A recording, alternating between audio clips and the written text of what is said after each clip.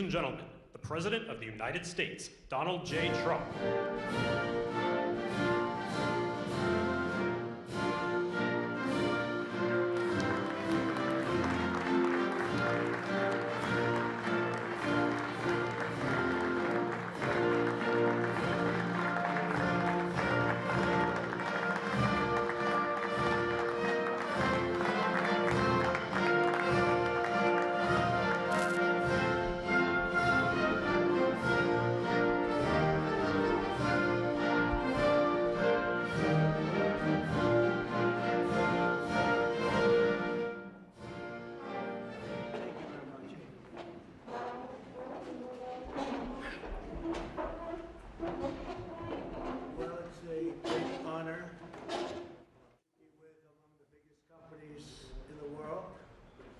By far, I would say, and we're doing tremendous things. Our country is doing very well. You saw the numbers that got released today, yesterday.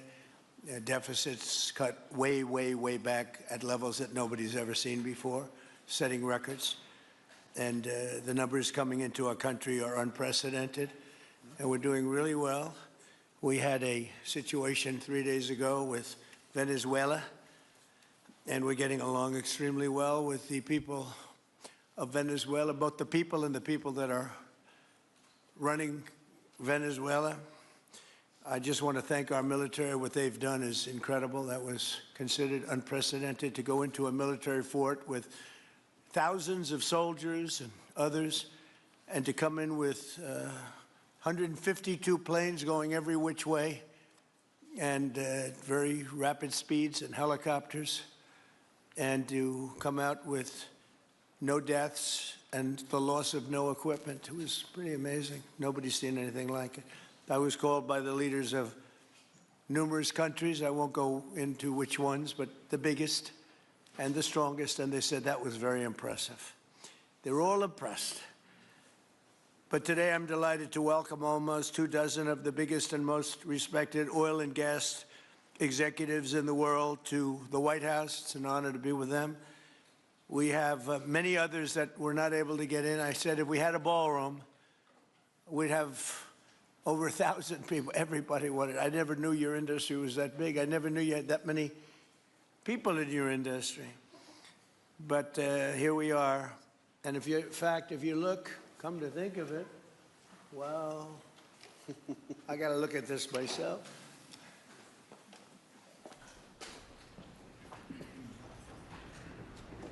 Wow. What a view. This is the door to the bar.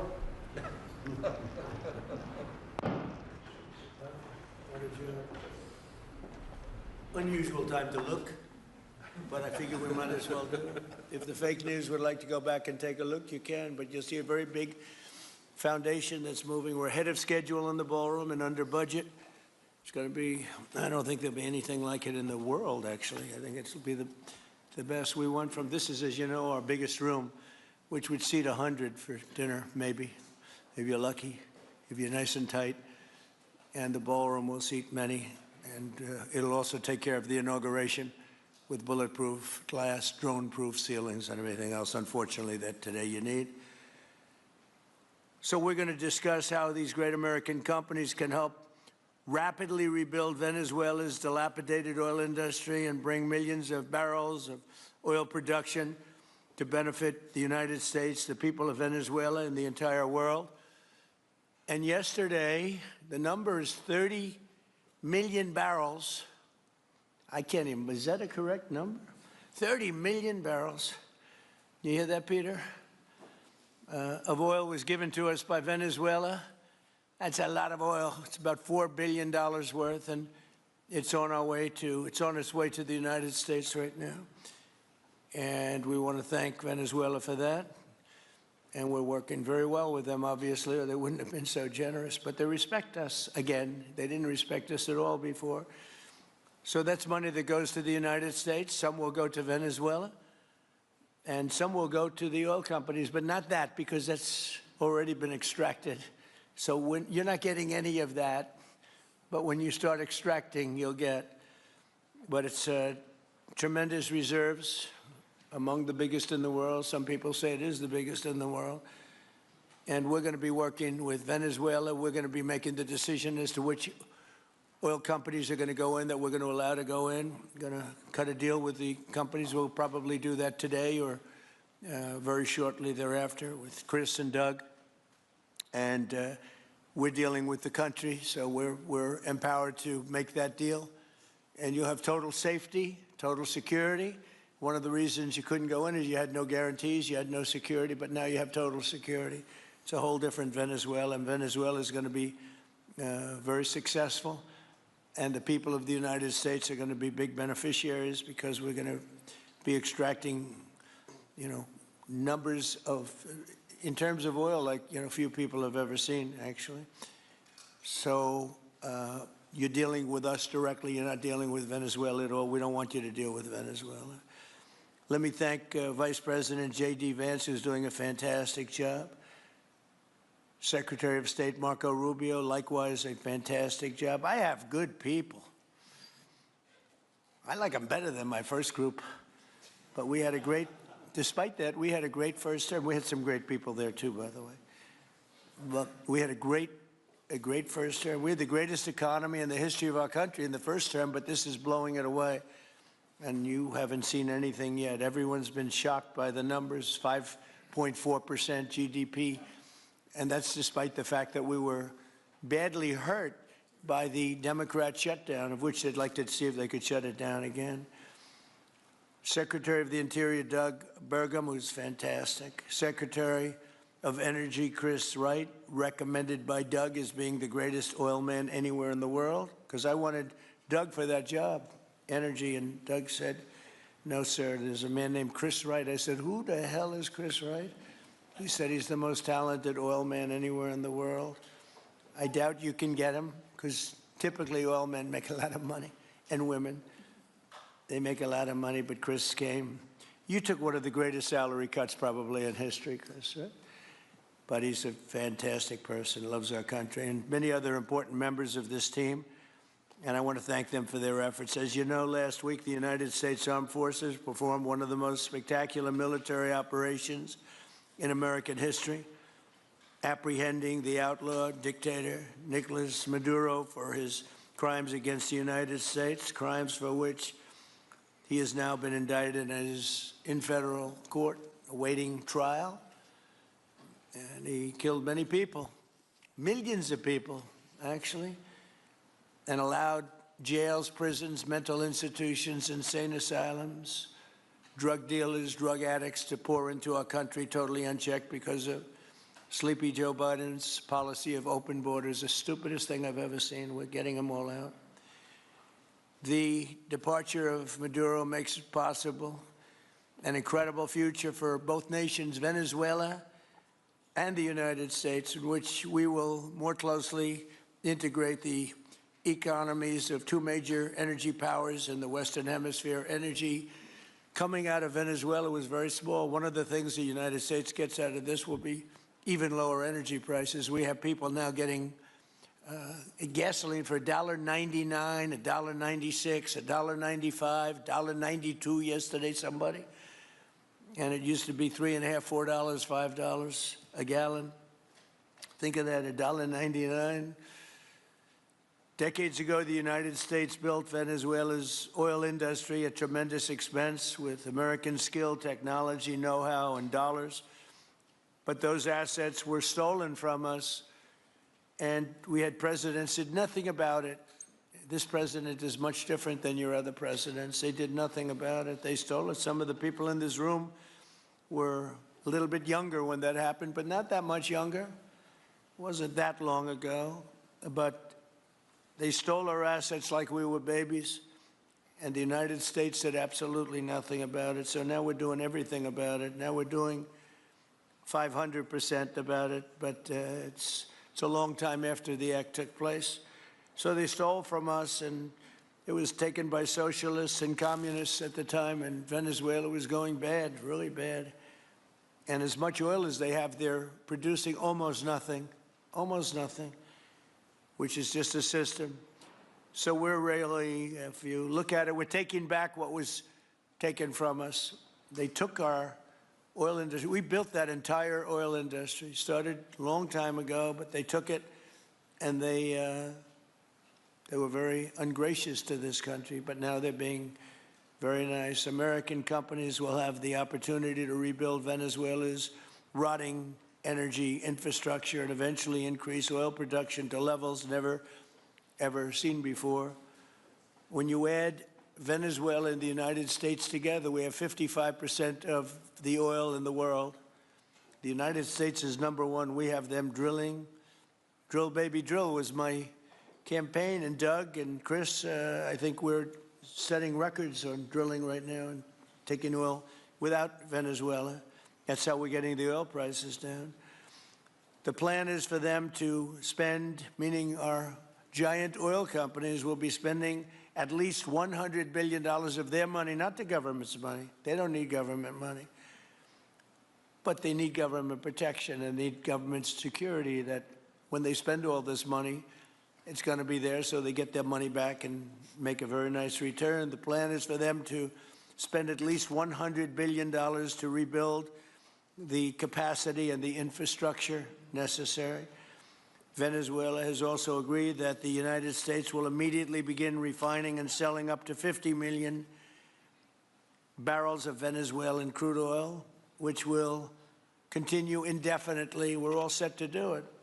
We have the refining capacity. It was actually based very much on the Venezuelan oil, which is a heavy oil, very good oil, great oil. It's fantastic for certain things like asphalt roads, the best there is in the world for asphalt roads and other things. All of the companies here today are going to be treasured partners in bringing the nation of Venezuela back to life, restoring its economy, and generating great wealth for their companies and for their people, and also great wealth for the American people, and tremendous wealth for the companies that are going in. The companies that are going in, and if you don't want to go in, just let me know, because I got 25 people that aren't here today that are willing to take your place. So I just want to thank, these are people that I either know or I know of by reading lots of business magazines and journals and papers. These are the greatest oil people anywhere in the world. Harold Hamm, I see, is here. Harold, you know, there's a story about Harold Hamm that he could look at a piece of land, put a straw into the land, and oil pours out. Is that true about you? Whereas some of you guys have to invest hundreds of millions of dollars to find that oil. So we can't let that story be true. But they say Harold puts a straw into the land, and oil comes gushing out. So you're not a big R&D person, are you, huh? He's called Instinct for Oil. Now, he's got other problems, but we won't talk about those problems. But he's been a great supporter of mine for a long time, haven't you, Harold? So congratulations. But we have, and I think Harold would agree, we have the greatest oil men and women anywhere in the world sitting in this room right now. And we have a lot of people that will be back to see us sometime next week. We're going to have another meeting for another group. But we're going to do this very quickly. We can have this done almost immediately. So I'd like to thank you all for being here. I'd like to invite Vice President Vance to say a few words, followed by Secretaries Rubio, Burgum, and Wright. And then we'll have a few words from representatives that are here and to discuss their ideas, a couple of them. We have Chevron, which has been, where's Chevron? Where are you? Far right. No, I thought you'd have a better location. You were the only one that was there for all that. I used to call you and say, what the hell is going on with Venezuela? He stuck it out. I don't know if you made money or not, but you stuck it out. I got to give you a lot of credit for that. Mark Nelson, thank you very much. Exxon CEO Darren Woods. Darren, thank you very much. How's Exxon doing? Okay? All right. They'll do a lot better now, won't they, huh? Exxon's been amazing. It's been an amazing company. And ConocoPhillips CEO Ryan Lance, thank you very much. So you guys could say something, and then we'll take some questions from the press. And if anybody else would like to speak, we'll have you speak. We have all the time in the world. This is a big subject. This is massive wealth, and more importantly than massive wealth, it leads to lower taxes and a lot of jobs for Americans and for Venezuelans, but for Americans in this case. And I just, again, appreciate you all being here. And I'd like to ask JD to say a few words, please. Thank you. Thank you, Mr. President, and thanks to everybody for being here. You know, as a Marine Corps veteran for my entire lifetime, presidents, and let's be honest, they were Democrats and Republicans, would send the American military to far-off places. They would get us involved in these endless quagmires. They would lose hundreds or thousands of American lives, and the American people would get nothing out of these misadventures. And now you have an American president who's empowered the American military to stop the flow of drugs into our country and to ensure that we, as opposed to our adversaries, control one of the great energy reserves that exist anywhere in the entire world. And he did it without losing a single American life in the process. It was an amazing operation. It's going to make our country richer. It's going to make our country more powerful. It's going to make our country safer. And it's going to lead to the decline, the further decline of drug overdose deaths in the United States of America. An amazing thing, and I'm happy to be here to talk about how we can make it an even bigger and better operation for the American people. Thank you, sir. Thank you very much. Marco?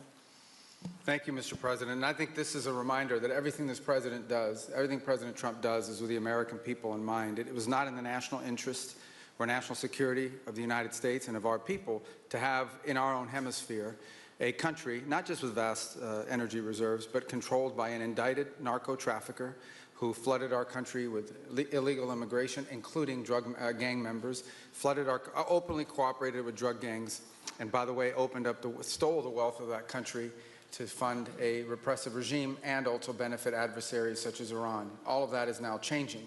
As part of this process, the first phase, of course, is the phase we're in now, which is the stabilization phase. We do not want to see destabilization in the country. We're working very cooperatively with the interim authorities there to provide a market for the sale of the wealth of Venezuela in such a way that benefits the people, both of the United States, but also the people of Venezuela. And as a reminder to everyone, the President announced this just 2 days ago. Every penny, everything they buy with the money that they're making from the oil now, Mr. President, will be bought from America.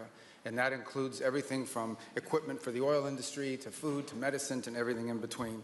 The second will be a phase of recovery, and then some of these phases will interlap, and that is to have a normal economy again where the money goes to the benefit of people, not the benefit of our adversaries or the benefit of elements in that country and around the world that are against our interests, at the same time as a process of reconciliation has to happen internally among the different sectors of society and politics and the like.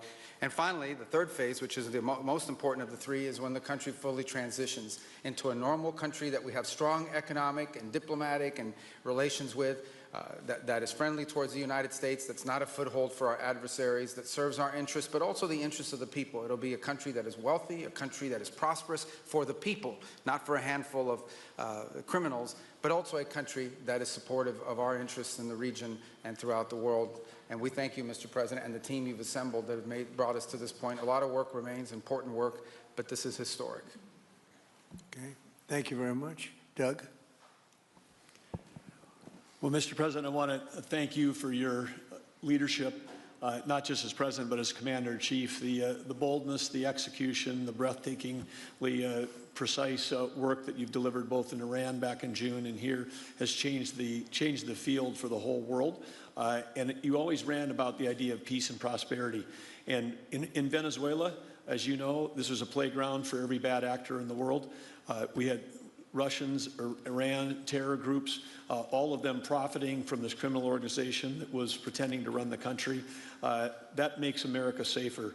You've secured the border, we're stopping the flow of drugs, and now with the normalization of relationships on an economic basis, it's going to mean tremendously for the prosperity of the American people. So I just want to say again, congratulations to you and to the entire leadership team. It's been an amazing, historic week on the scale of things that we haven't seen perhaps for 125 years in terms of the U.S. Exerting its influence over Latin America in a way that's going to make a change for generations. And on behalf of all the oil executives that are here today, Chris and I want to say thank you to all of you. It's your technology, your innovation that has put America in the place where today we are the most energy dominant country in the world. And that position is what's allowed us to take the action that we're taking with statecraft, with military action. None of that would happen if we were dependent on everybody else for energy. So you're a big part of the reason that we're able to move the way we are today, and we're grateful that you're here to be part of the solution going forward. Thank you, Doug, and you are doing a fantastic job, and we appreciate it. Everybody appreciates it. They know who's doing well. Chris Wright. Thank you, Mr. President. Yeah, what we've seen in the last week is leadership matters and credibility matters. Venezuelan oil has been sanctioned for many years, and the oil just flew, those sanctions were not enforced. That oil just floated out to trafficked by bad actors of the world. The resources weren't gone to a central place. The corruption and decline of Venezuela has been a crisis for the people of Venezuela, and as Secretary Rubio said, massive spillover effects in the United States, in crime, in drugs, in kidnappings, and in taking a huge resource base and making it not exploited, not developed. The whole world is a poorer, less opportunity-rich place because of that. When you have materials underground, they've been underground for 1 million years. That does not make them a resource. That does not make them valuable for your country, your people, or the world. They only become a resource with technology, with capital, with rule of law, and a system of governance that encourages the harvesting of those resources to make the better world. And we see here the dramatic contrast between the United States, which may have less oil underground than Venezuela. We have 20 times the production of Venezuela, 20 times the impact of human betterment, massively better quality of living here in the United States. That was at risk under the last administration. We've seen a lot of attacks on the energy that makes the world go round. President Trump's election has removed those risks, has embraced reality about how the world is energized, and we are at record production of oil in the United States, record production in natural gas in the United States. We've seen a meaningful decline in gasoline prices, diesel prices, travel prices because of jet fuel. And now President Trump is taking the genius of a different way to try to solve a 25-year festering problem in Venezuela, that all the traditional things have not worked.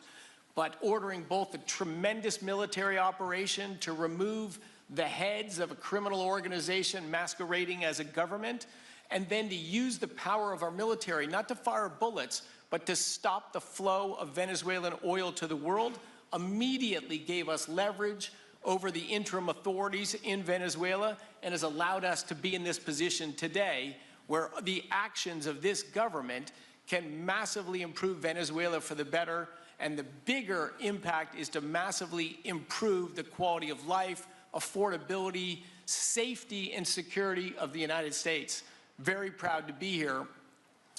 And we'll turn it over to Mark Nelson, who's the vice chairman of Chevron. Chevron has been in Venezuela for over 100 years, continuously. Mike Wirth, the CEO, had a knee replacement recently. He's not here. Mark is a tremendous leader in our industry, and I'll turn it over to him. Thank you, Secretary Wright.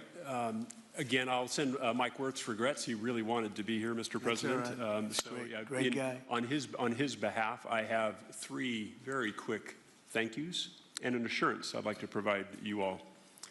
The first thank you, Mr. President, is to you. It's thank you for convening this gathering. It's thank you for your leadership, and thank you for continuing to keep American energy domination in the forefront. So thank you for that. Thank you very much.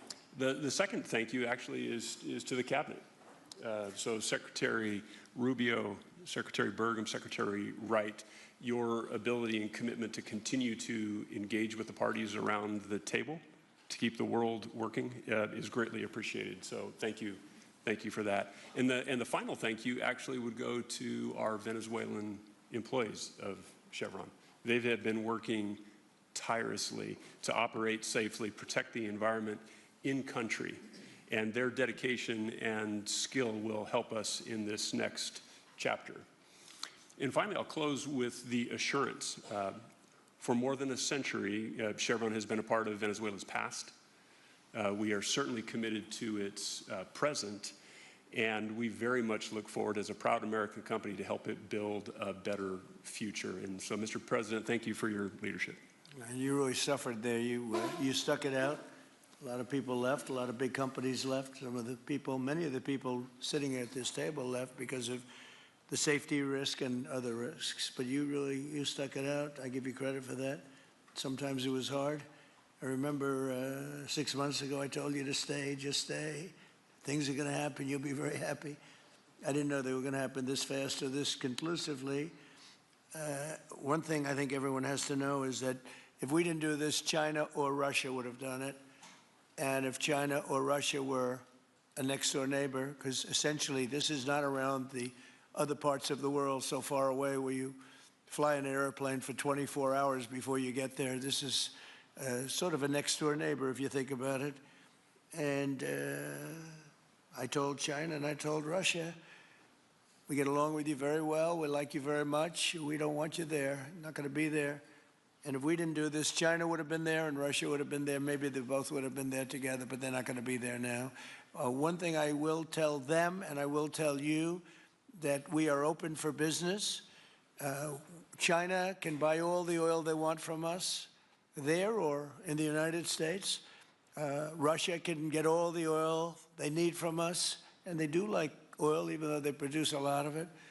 But China and Russia and everybody else is able to go, and we'll be open for business almost immediately. I have a feeling the $100 million will be spent $100 billion will be spent very, very rapidly by these very big, powerful, and rich companies, and I think they're going to be able to rebuild the infrastructure. And I hope it's going to be brand new as opposed to a rehab, because I know the tremendous difference between the new and the not so new in your industry. The new is much more beautiful, much better in every way, and actually much smaller. It's like everything else, gets smaller and stronger. It's a combination of smaller, better, and stronger. So I hope you're going to build all brand new stuff, rip out the old crap that's been there for so many years, and do it the right way. You're going to be there a long time. If we make a deal, you're going to be there a long time. If we don't make a deal, you won't be there at all. It's, sort of interesting. But again, China and Russia would have been there if we didn't do this. And the other thing people ask about the second wave, I don't think it's going to be necessary. We have an armada, a giant armada like nobody's ever seen in that part of the world. And it's stationed off the coast. And we are getting along so well with the people that are involved and representing Venezuela that I don't think we're going to have any, I don't think it's going to be necessary to do the second wave. We were planning on a second wave, but the first wave was so powerful and so good and so strong.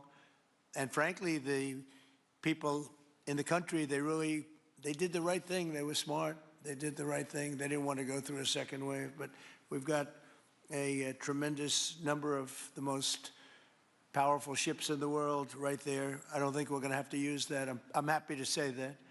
I don't think we're going to have to use that at all. If I could ask Chevron, you did a great job. I want to thank you. And ExxonMobil, if you would say a few words, and then followed by Conoco, great companies, massive companies, great companies. Exxon, please. Sure. Thank you, Mr. President. I appreciate the invitation and the opportunity, frankly, for the entire industry to show up and provide a perspective.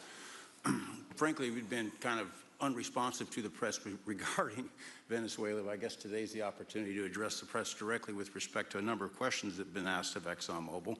First and foremost, obviously, is the interest that we have in Venezuela. And I think, the way I would position that, I think one of the reasons why we see many of the industry players here is we're in a depletion business for a product that is in great demand and will be in demand for many, many, many decades to come. And as a depletion business, the biggest challenge we have is finding resources.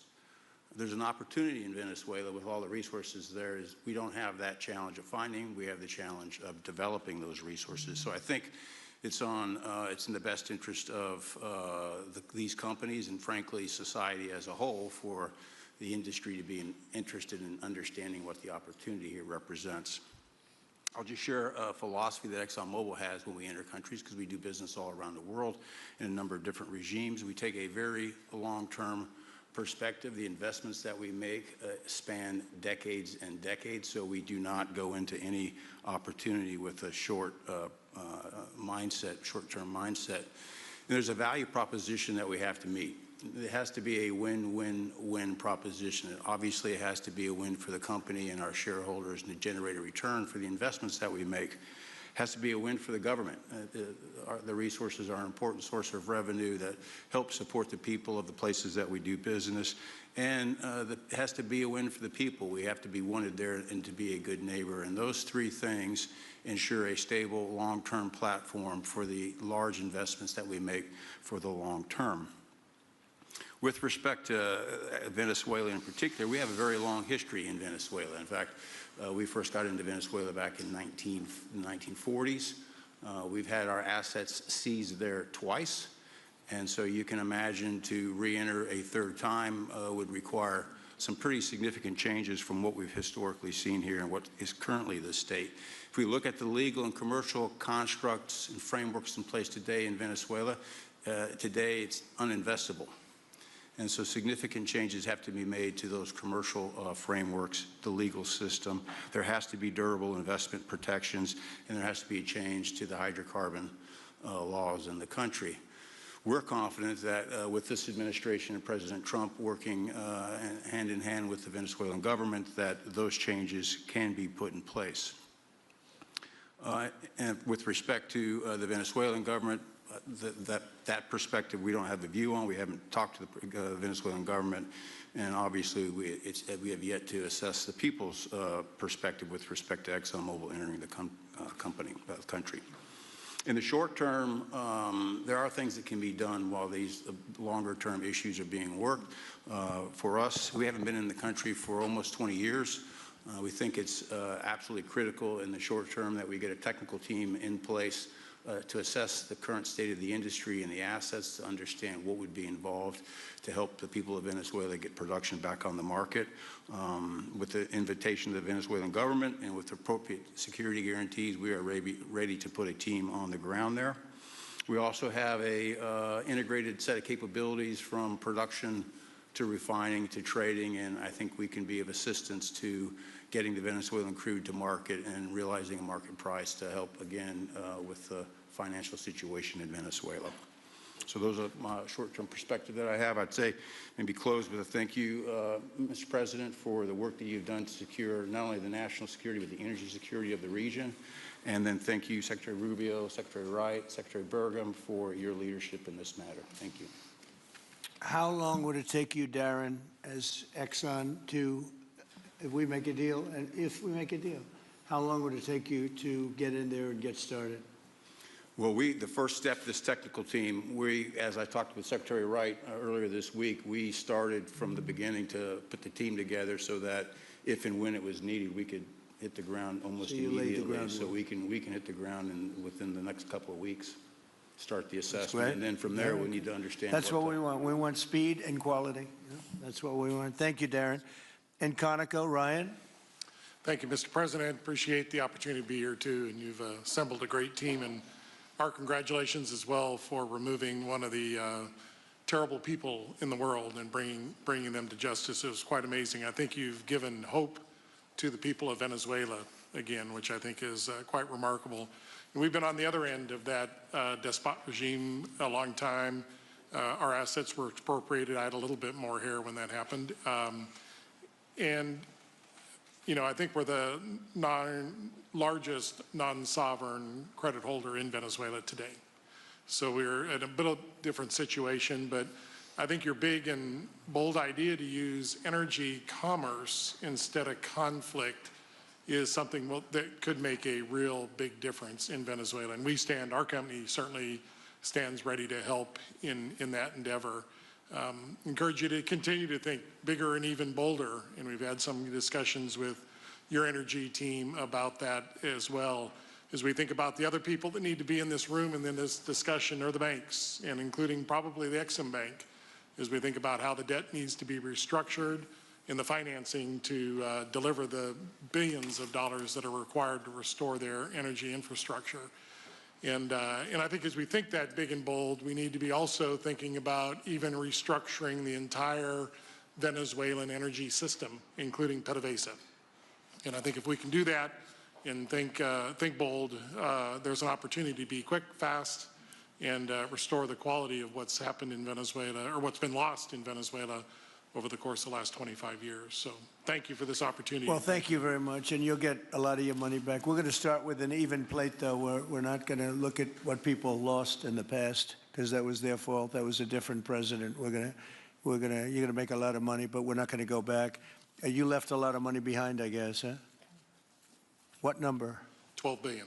How much? 12 billion? Well, it's a good write-off. It's already been written off. It's been written. All right, thank you. You'll make it back one way or the other. You're all going to do very well. I think really very well. Marco just gave me a note. Go back to Chevron. They want to discuss something. Go ahead. I'm going back to Chevron, Marco. Thank you, Marco.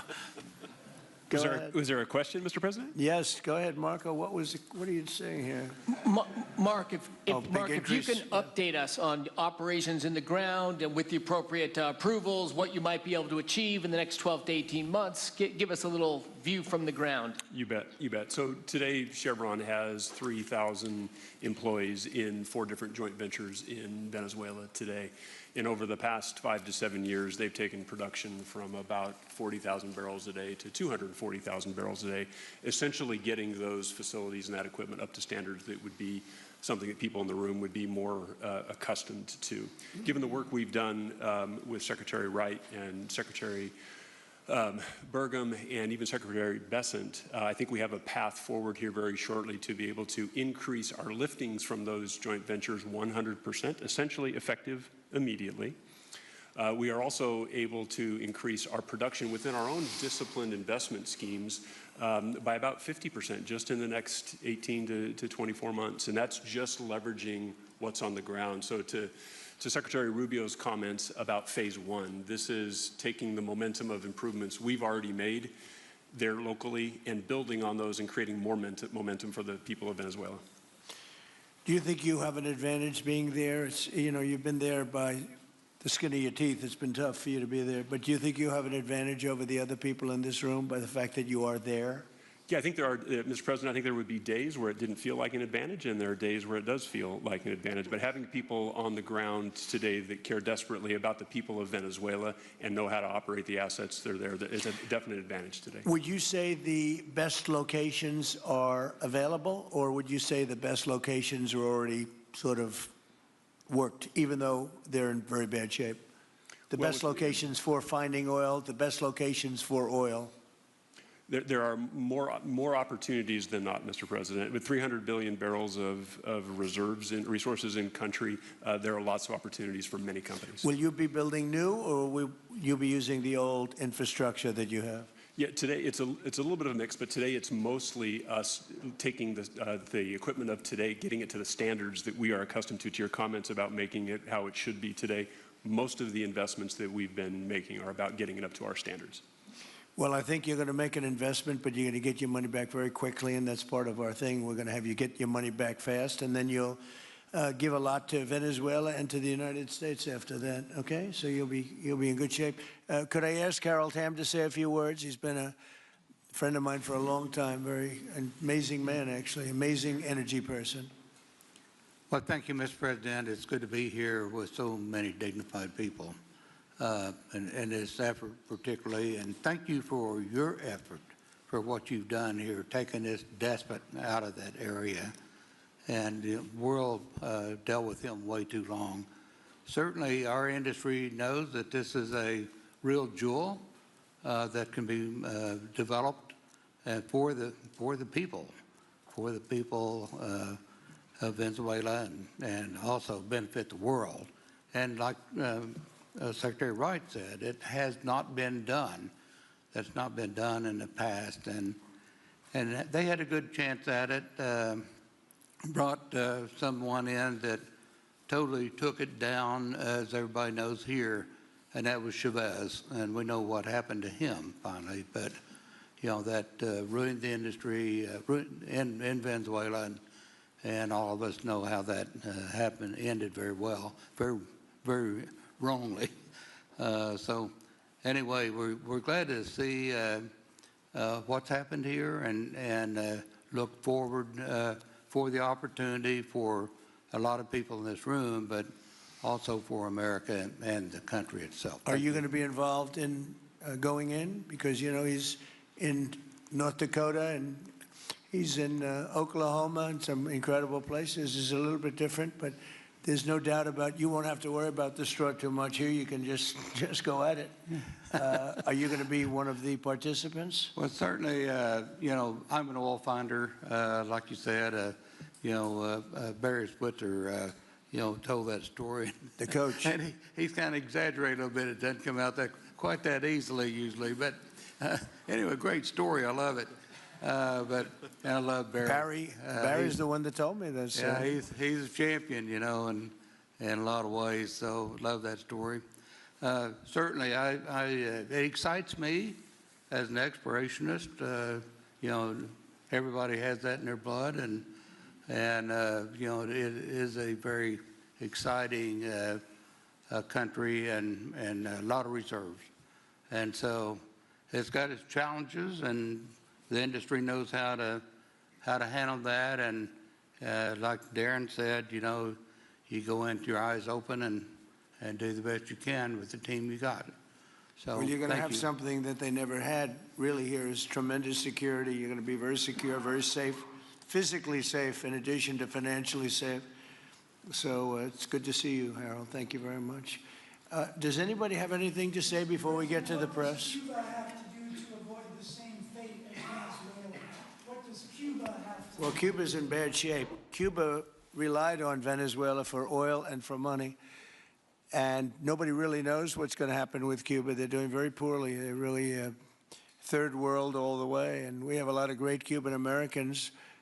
And I would say Marco fits very solidly into that category. And I might ask you to say a few words about, we were discussing it before, Cuba is a very different, they don't have energy, they don't have oil, but they would live off of the oil from Venezuela. And what they do have is very strong people and very powerful people militarily, and they would protect the people running Venezuela, and they would take in a lot of money from Venezuela. Now they don't have that. They won't be taking in any money. So, Marco, what do you think?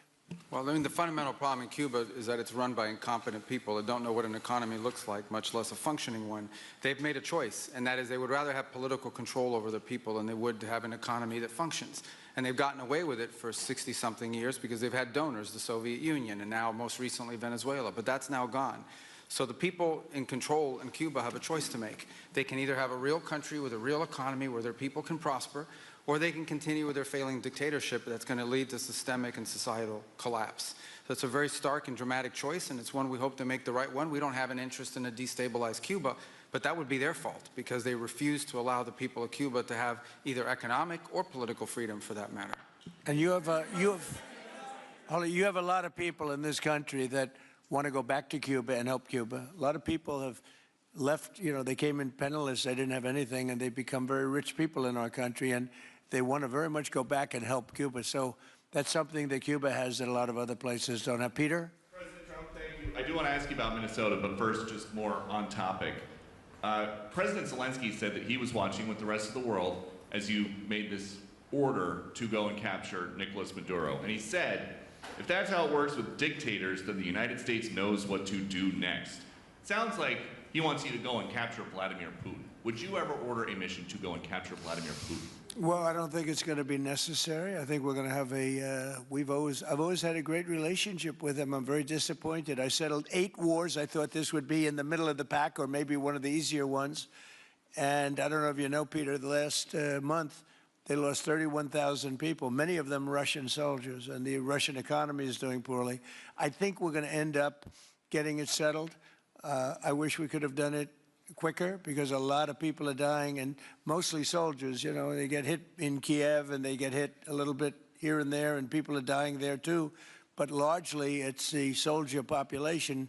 When you have 30,000, 31,000 soldiers dying in a period of a month, 27,000 the month before, 26,000 the month before that.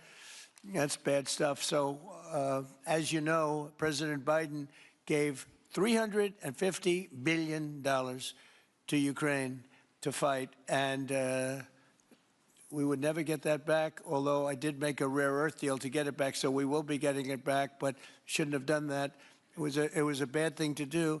I will say that right now, because I was able to get NATO to up GDP from 2% to 5%, NATO's got a lot of money, and they're paying for everything. We're not losing any money. We're making a lot of money, I guess, if you think of it, because we're selling them military equipment. They're probably giving it to Ukraine.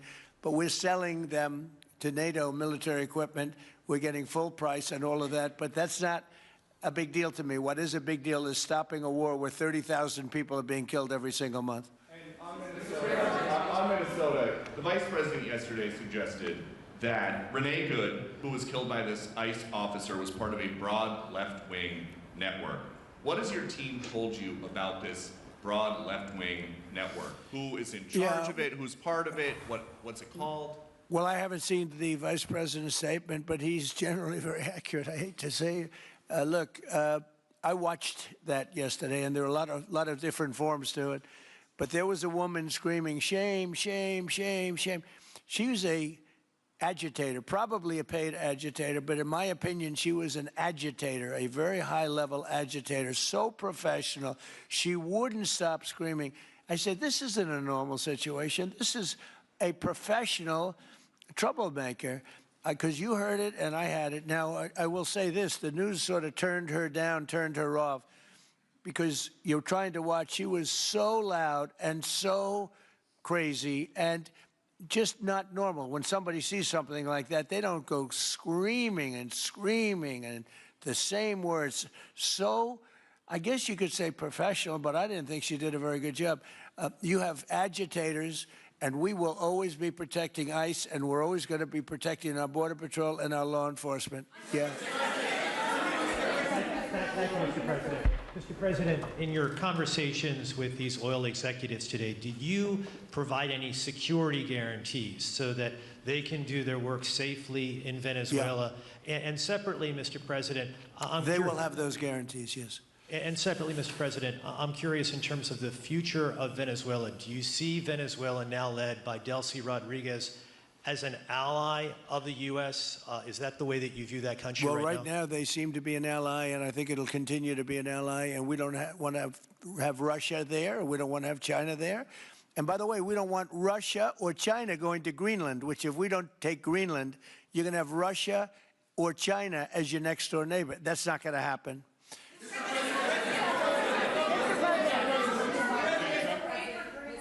The white... Mr. President, thank you. You just said that these companies would have security guarantees if they go in on the ground in Venezuela. They will have. And what is your plan there actually for these companies and those Americans who are going to be on the ground working for these companies? Well, there are going to be Americans. I assume they're going to be using a lot of Americans, but they're going to be using a lot of people from Venezuela and other places, I would imagine. But I would think that mostly they'll be using Venezuelan workers. They have a lot of great workers. They have a very high unemployment rate, and they have workers that are very familiar with taking oil out of the ground. Yeah. How long do you think the Ayatollah will be in power after what we've seen play out on the ground there? When is the U.S. going to get involved now that reports of protesters being killed on the ground? So Iran's in big trouble. It looks to me that the people are taking over certain cities that nobody thought were really possible just a few weeks ago. We're watching the situation very carefully. I've made the statement very strongly that if they start killing people like they have in the past, we will get involved. We'll be hitting them very hard where it hurts.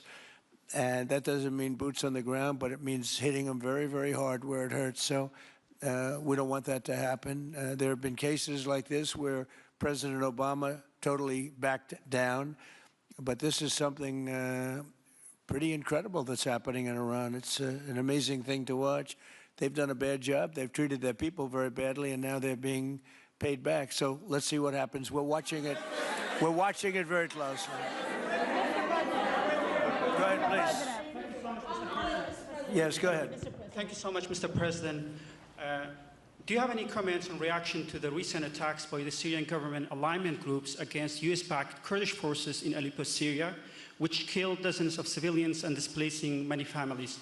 Does your administration bring peace between the Kurds and the Syrian government? I want to see peace, yes, I do. The Kurds and the Syrian government, we get along with both, as you know very well. They have been natural enemies over the years, but we get along both, and we want to see Syria succeed. And so far, I think they are succeeding, but this is just breaking out, and we want to see that stopped. Go ahead, please. You're meeting with the President of Colombia, Gustavo Petro, in a few weeks. Do you hope this meeting with Gustavo Petro marks a new chapter, a new beginning in the benefit of the U.S. and Colombia relations? What country? Colombia, with the President of Colombia, Gustavo Petro. I had a very good talk with him yesterday, and he's been very hostile to us and to the nation and to me, called me a dictator and lots of other things. Called Biden some terrible names, far worse than he called me.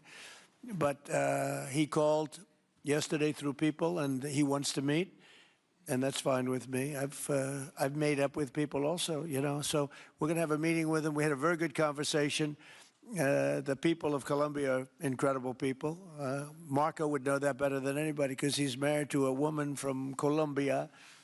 And I don't mean Columbia University. That would be, I'm not sure. I think I like Colombia, the country, better, if you want to know the truth. The people, hold it. The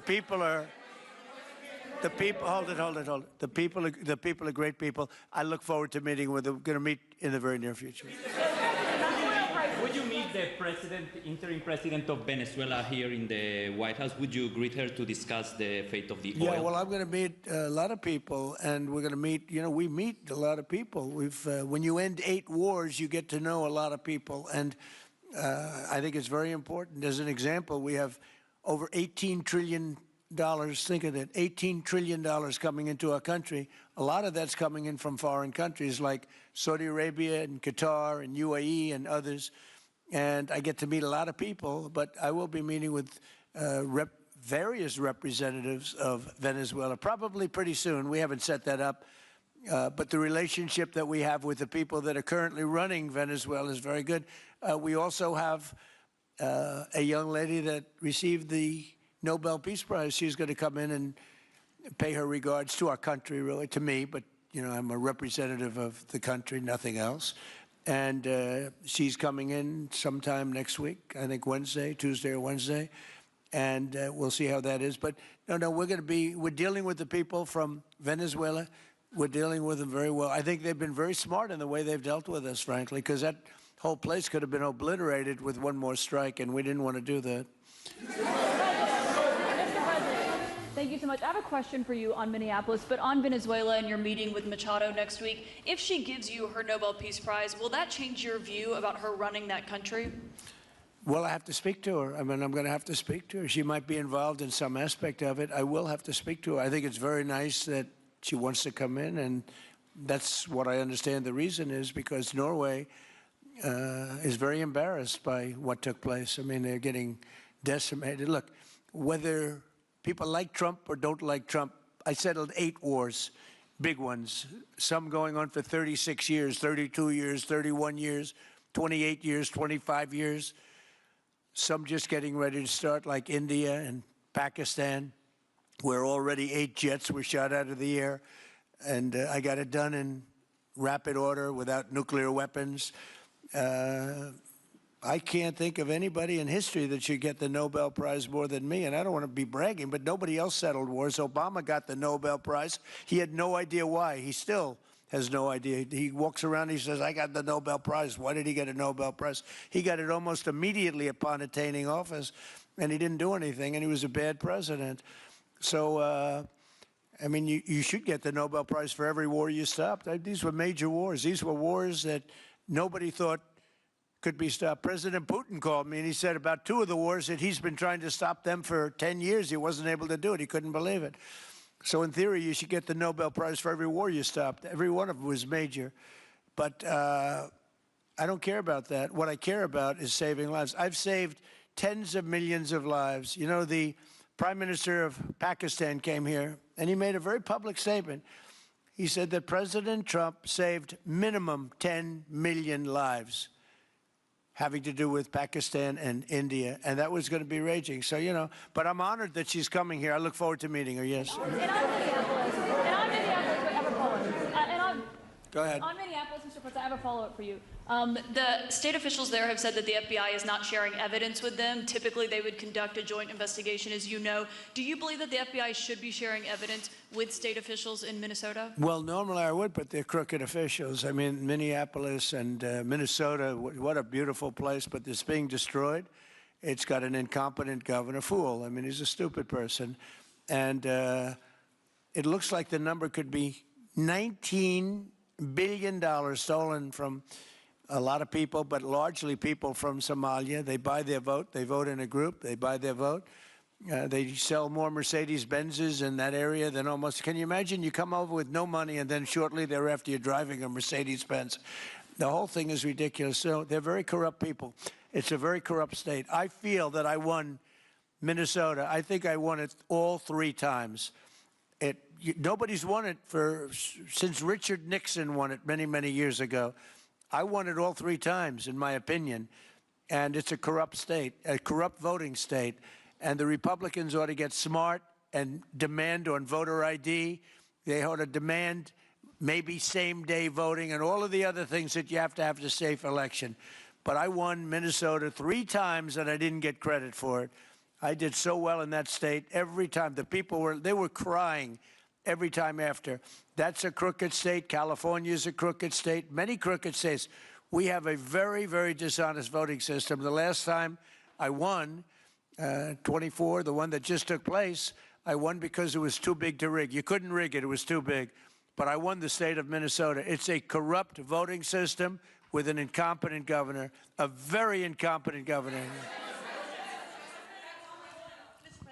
And by the way, he's a very corrupt governor, too. Go ahead. I have a question on Iran, but first, very quickly on Venezuela. How do you provide total security guarantees to these companies without putting U.S. boots on the ground? Well, we're going to work with the Venezuelan leaders and people, and we're going to have a very safe group. And they're going to also bring over some security with them. You know, these are not babies. These are people that drill oil in some pretty rough places. I could say a couple of those places make Venezuela look like a picnic. These people around the table, these are tough people. They go into areas that you wouldn't want to go.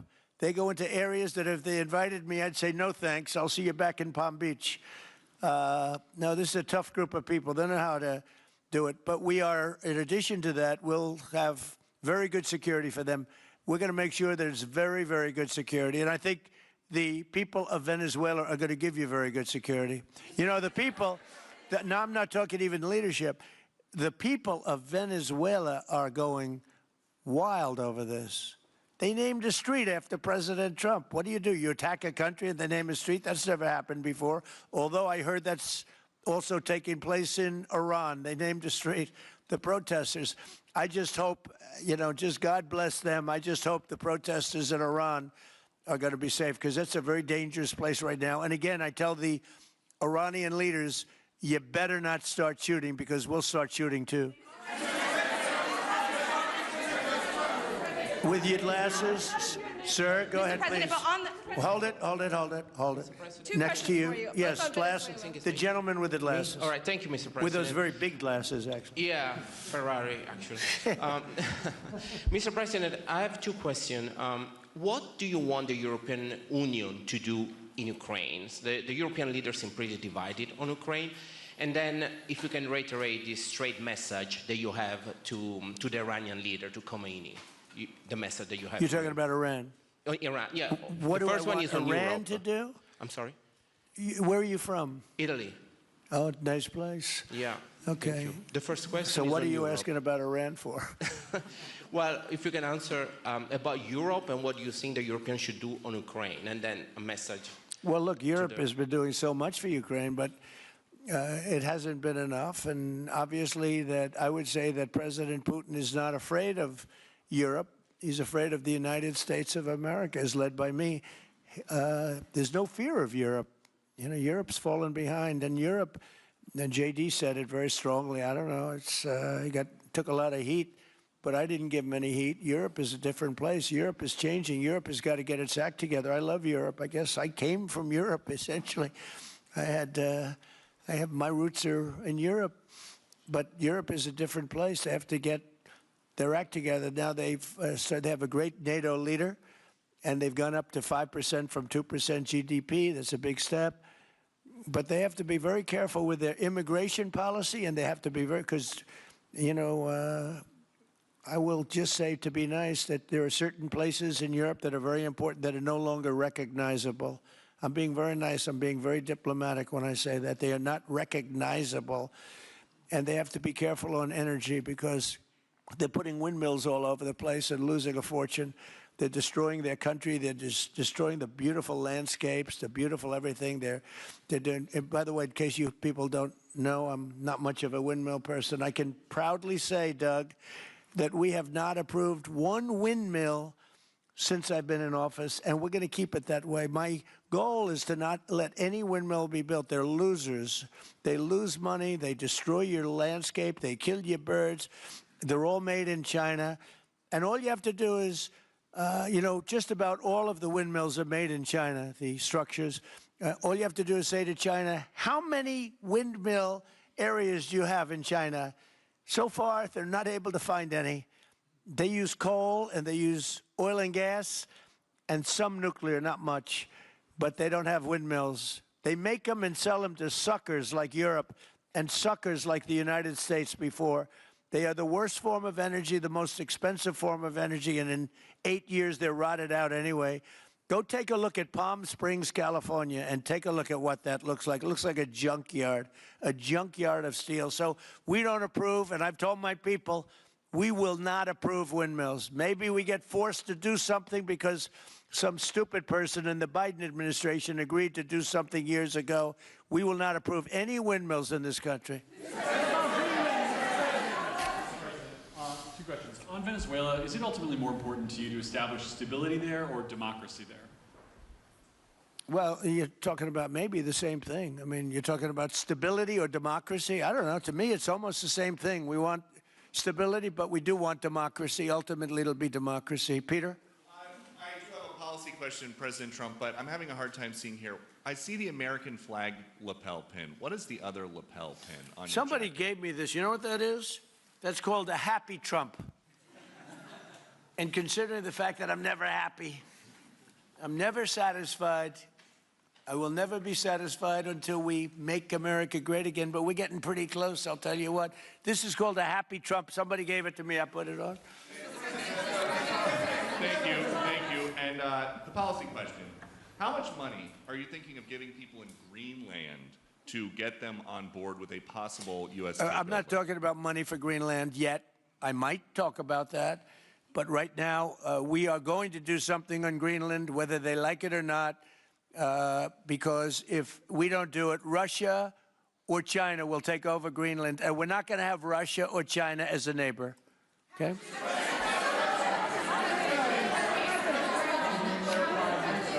I would like to make a deal, you know, the easy way, but if we don't do it the easy way, we're going to do it the hard way. And by the way, I'm a fan of Denmark too. I have to tell you, and you know, they've been very nice to me. I'm a big fan, but you know, the fact that they had a boat land there 500 years ago doesn't mean that they own the land. I'm sure we had lots of boats go there also, but we need that because if you take a look outside of Greenland right now, there are Russian destroyers, there are Chinese destroyers and bigger, there are Russian submarines all over the place. We're not going to have Russia or China occupy Greenland, and that's what they're going to do if we don't. So we're going to be doing something with Greenland, either the nice way or the more difficult way. Please, go ahead, ma'am. Mr. President, why is it so important to you to own it when you have a military presence there, which you could expand to affect the security? Because when we own it, we defend it. You don't defend leases the same way. You have to own it. And, you know, with a nation, look at what happened with Obama, with that horrible deal they made with Iran. It was a short-term deal. It was like a 9-year deal. Countries can't make 9-year deals or even 100-year deals. Countries have to have ownership. And you defend ownership, you don't defend leases. And we'll have to defend Greenland. If we don't do it, China or Russia will. It's not going to happen. We are not going to have, and I like China, I like Russia, I love the people of China, I love the people of Russia. I get along very well with President Putin, but I'm very disappointed in him. I get along very well with President Xi. I'm going to go over to China in April, but I don't want them as a neighbor in Greenland. Not going to happen. And by the way, and NATO's got to understand that. I'm all for NATO. I saved NATO. If it weren't for me, you wouldn't have a NATO right now.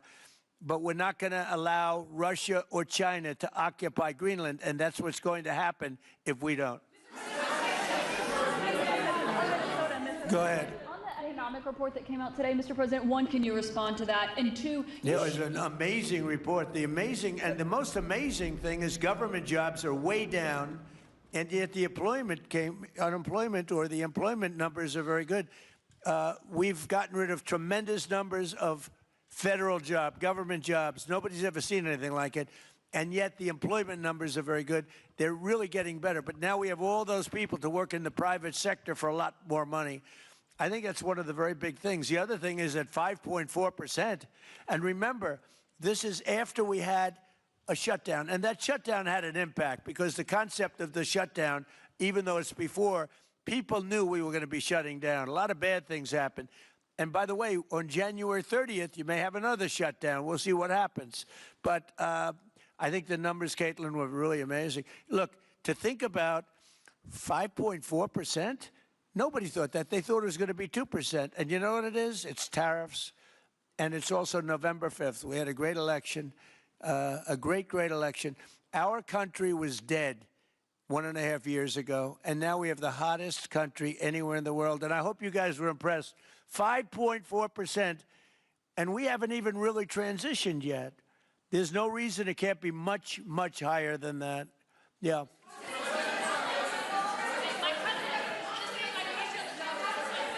first off, can you respond to the manufacturing Let's number? give CNN a chance. You know, they've been fighting so hard to get back into the mainstream. Mr. President, you posted some numbers actually on Truth Social last night. People saying you posted the job data early when you're not supposed to obviously share it till the next morning. Did you do that on purpose? No, I don't know. If they posted them, I said post them whenever you get a chance. I don't know. They gave me some numbers. When people give me things, I post them. But the numbers are amazing. Yeah, please.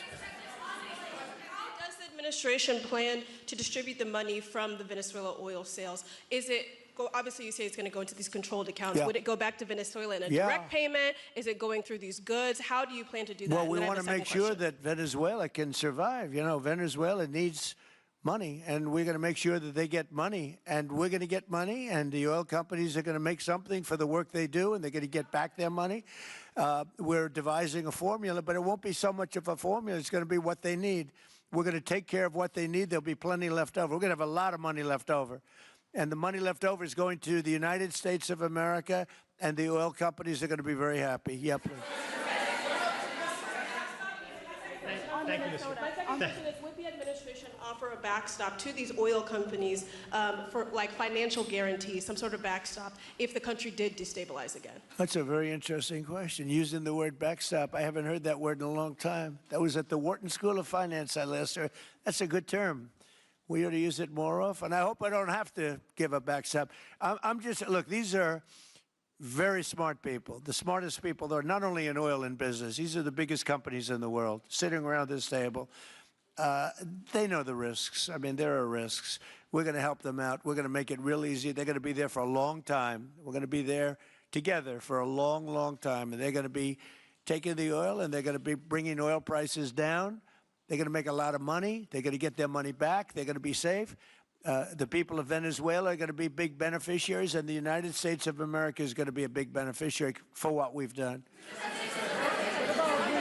And you know, one other thing I might say, it's also very big for national security because, again, just like Greenland, we can't have China or Russia occupy Greenland.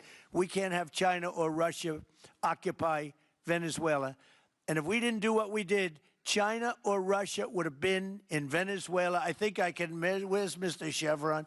So let me ask you, they would have been there if we didn't do this. Do you agree with that? They certainly have a lot of economic interests in country. There's absolutely no argument about that. They were trying to be there. I mean, you know, we had a Russia, I guess sort of I call it a semi-Russian ship yesterday that we took over, and Russia decided not to defend that ship against us. It's a big movement. The ship was loaded up with oil, and we took the oil, and it came out of that port. But Russia would be there or China would be there. And we want them to be there for a different reason. We want them, do you people agree? In particular, China, they need a lot of oil. Russia doesn't need so much, but Russia was there anyway. But I assume you agree that China would like to be doing a lot of business there by buying oil. And I want to just tell President Xi and President Putin, but more so in this case, President Xi, because they do need a lot of oil. And we are open for business in the United States, and we are open for business in Venezuela, right?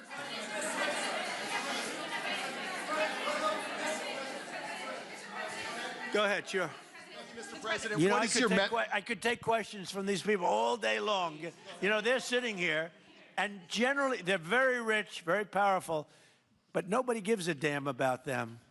It's a sad thing. You have all that money, all that power, and look at all these crazy questions. We could do this all day long, and they wouldn't be satisfied. I have a question on today's meeting, Mr. President. We'll take a few more, though. I have a question on today's meeting, Mr. President. Let me ask you more importantly, do you have any questions from the biggest? Yes, sir. Hold it. Do you have any questions for the biggest people on earth, the biggest business people, the biggest companies anywhere on earth? Do you have any questions for these people? No, do you have a question for them? Yes, but have Go you ahead, heard go from ahead, ask any of them. the companies in the room that they are committed to rebuilding the oil infrastructure in Venezuela? And for the executives in the room, what do you need from the administration in order to invest? That's a good question. Do you want to go and answer that question? Yeah, Exxon, small company. I'll refer you back to the statements I made before. There are a number of legal and commercial frameworks that would have to be established to even understand what kind of returns that we'd get on the investments. So I think all the investments and the opportunity sets, I think everyone sitting around this table would have the opportunity and the know-how and the capability to make the investments. The questions will ultimately be how durable are the protections from a financial standpoint, what do the returns look like, what are the commercial arrangements, the legal frameworks, all those things have to be put in place in order to make a decision to understand what your return would be over the next several decades that these $1 billion investments would be made on. You know, could I do this? Because we have, again, the biggest people on the planet Earth around this table, biggest companies in the world. I'd like to just ask them to introduce themselves. We'll start from this end and go around to here. And if you have anything to quickly say, we can do that. But you want to just start right over here? These two guys, we'll leave them out because they're with us. Please. Thank you, President Trump. John Addison at VTOL. We're here to ensure that you are going to be able to move all of this oil all around the world at the best price possible so that the influence that you have over the Venezuelans will ensure that you get what you want. Thank you. Thank you. Good point. Thank you, Mr. President. Ryan Sheffield of Formentera. My grandfather, Hugh Sheffield, was president of ARCO, Venezuela. Right. Thank you for what you did. Do you like what we're doing? There's a lot of shale there, a lot of upside. He would be very happy looking down. He'd be very proud of you right now, right? Yes, sir. Good. Thank you. Mr. President, Luis Rodriguez. I'm probably the only Venezuelan American sitting on around this table. I want to personally thank you for the courage of your actions over the last couple of weeks. I think I speak, and I speak of Venezuela in general in saying there's optimism. You've brought optimism to the table, and if the conditions are met, the opportunity is absolutely immense. I agree with that. That's true. Thank you. Well said, too. It's immense. This is a tremendous opportunity. Thank you. Richard Holton from Trafigura. We're working with your administration, Mr. President, to bring that Venezuelan oil to the United States. Our first vessel should load in the next week. Great. Good job. Thank you. I think the reason that most of us are here and thinking about the future is because we trust you initially to set this program up that will work and guarantee that this can be done. And there's a huge investment that needs to be done. We've all agreed on that. And certainly we need time to see that through. So thank you for what you've done. Thank you very much. Thank you. Mr. President, I'm Lane Riggs, CEO of Valero Energy, and we're one of those companies that refineries in the U.S. are uniquely configured to run Venezuelan oil, and we're more than happy as this opportunity expands for us to further invest in our refineries to produce more of it. And you're very much set up for the heavy oil, right? Yes, sir. That's great. That's great. We're ready for it. Thank you, Mr. President. Thank you for having us here. Thank you. And thank you for opening the door to a better Venezuela. We are a Spanish company, but we are fully committed to invest here in the States. We have invested over the last 15 years $21 billion in the American oil and gas industry, in Pennsylvania, in the Gulf of America, in Texas, and in Alaska, with the discovery of Pica that is going to have the first oil this quarter, and is going to change, is going to reverse the declining history of that great state of Alaska. We are in Venezuela, Mr. President, with our partners of Eni. We produce the gas that guarantees the stability of a half of the grid power in Venezuela. So we are committed with this stability, and on top of that, we are on the ground. We have people, we have facilities, we have technical capabilities. And I take your point, Mr. President. We are ready to invest more in Venezuela. Today, we are producing 45,000 barrels a day gross of oil, and we are ready to multiply by 3 this figure in coming 2-3 years, investing hard in the country, following your recommendation, if you allow us, of course, and in the framework, commercial and legal framework that could allow this growth. So thank you, Mr. President. Thank you. Great job you've done. Thank you. Mr. President, thank you for having me. Matt Sheehy, I'm with Tallgrass Energy. We are an infrastructure business, so whether it's oil, gas, CO2, we move that around. So most of my customers are sitting around the table, and happy to lend our expertise to what's going on in Venezuela to support the people. And obviously infrastructure is going to be critical to see it repaired. Thank you. Thank you. Mr. President, thank you. An honor to be here. Marianne Mannon, Marathon Petroleum. We are one of the largest U.S. refiners. On behalf of the men and women of Marathon Petroleum and of our industry, thank you and the administration for what you're doing for U.S. energy independence. We have the ability and the capability of our assets to process Venezuelan crude, and the people of Marathon Petroleum stand ready to do so. Do we need more refineries in our country? In the U.S., probably Yes. not. We have sufficient capacity. That's amazing. A lot of it was approved during my first term. We were getting you approvals that nobody could have gotten in Louisiana and other places, and they got built. Before that, it was a disaster. We didn't have the refineries. Now we do because of the first term. Please. Darren Woods, ExxonMobil. Okay, we'll go over here. Thank you, Mr. President. Jeff Hildebrand, founder and chairman of Hillcorp Energy, one of the largest private energy companies in America. Who's bigger, you or Harold? We're close. Huh? We're close. Harold. Absolutely, Mr. Ham. But thank you for your great, tremendous leadership in protecting the interests in Western Hemisphere.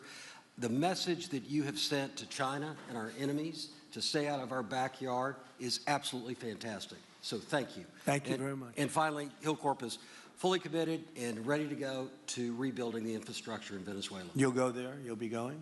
Yes. Good. That's good. You'll be very happy. Thank you very much.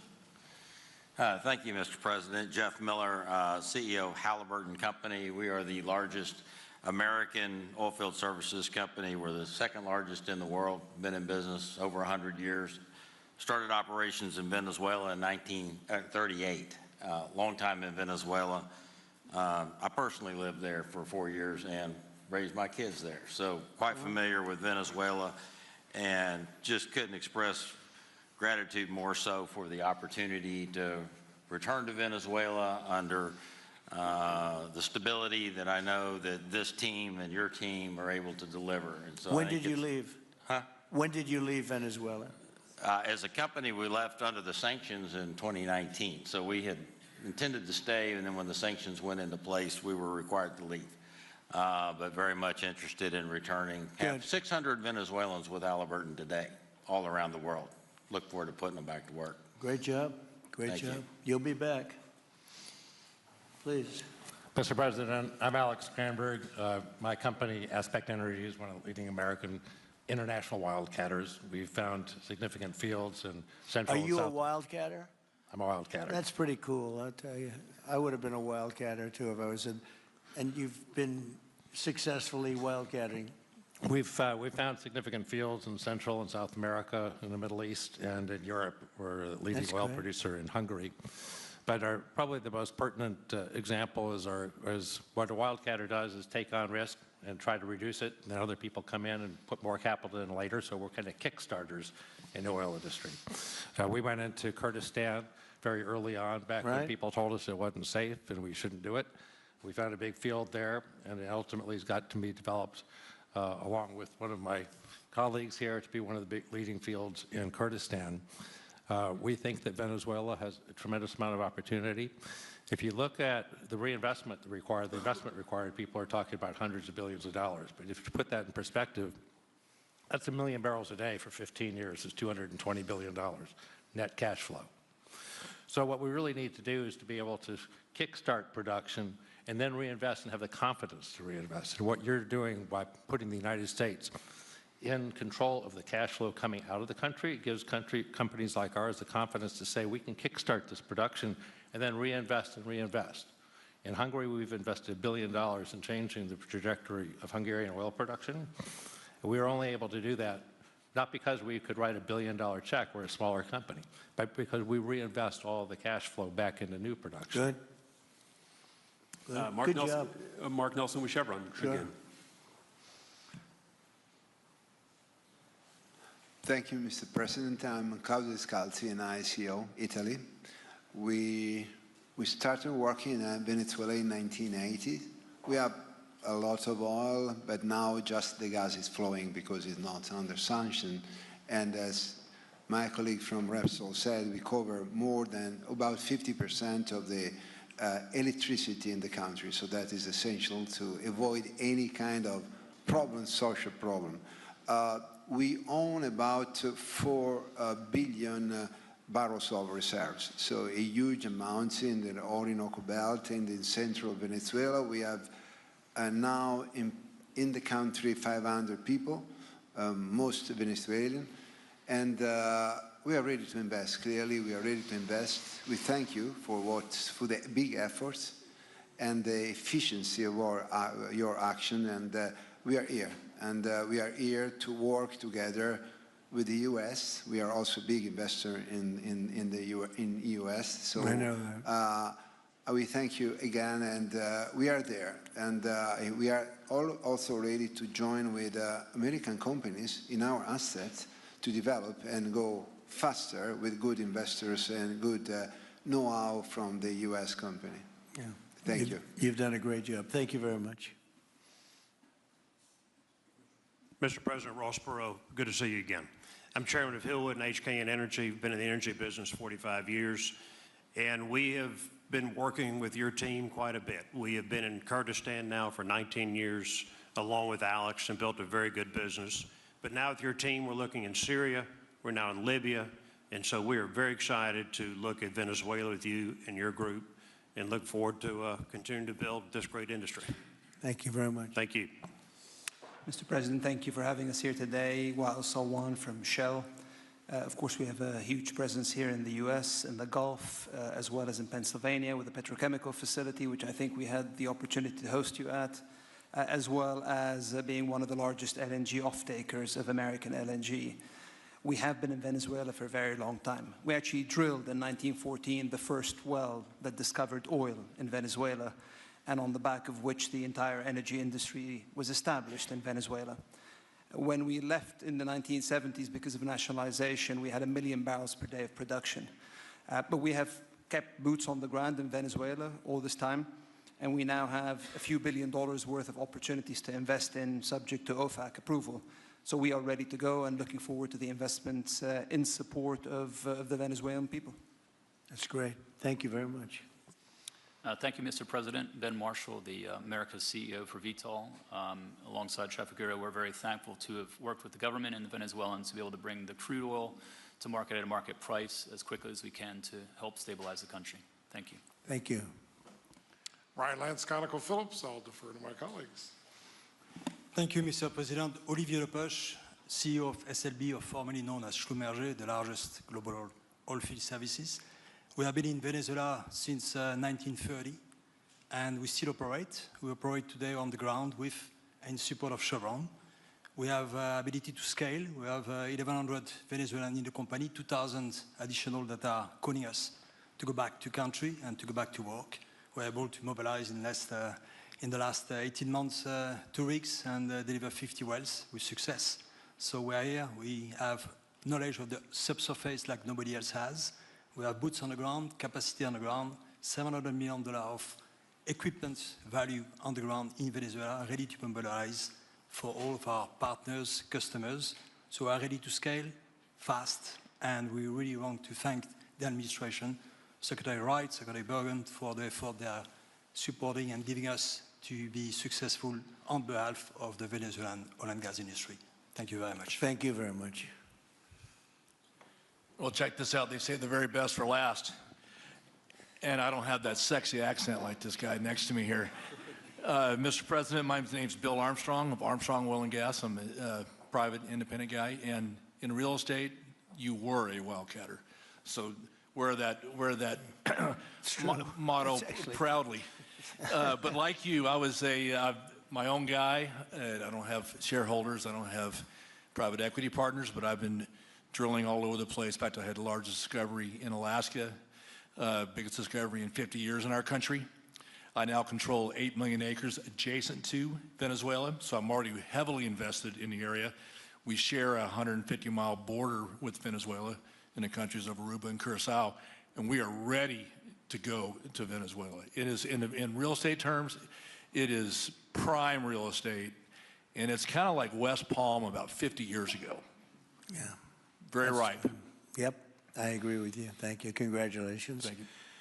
So I think what we're going to do is speak without the press to these gentlemen, see what kind of a deal we can make. We're going to get them involved. I'm going to ask Doug and Chris and some of the people that we have from the business standpoint representing our country to start talking about the confines of a deal. I have an idea what I want, what I think we should have. We have to get them to invest, and then we have to get their money back as quickly as we can, and then we can divvy it all up between Venezuela, the United States, and them.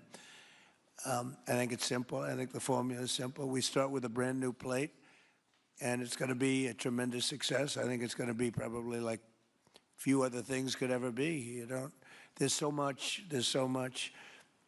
Venezuela's been really taken advantage of by a lot of people because they drill very little. I mean, as much as you hear they drill very, very little, very small percentage.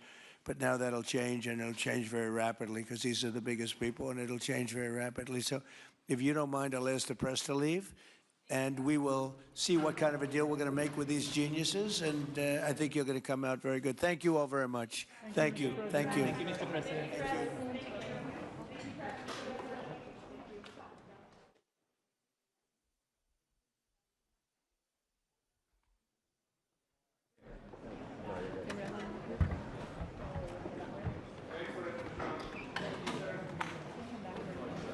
Mr. President,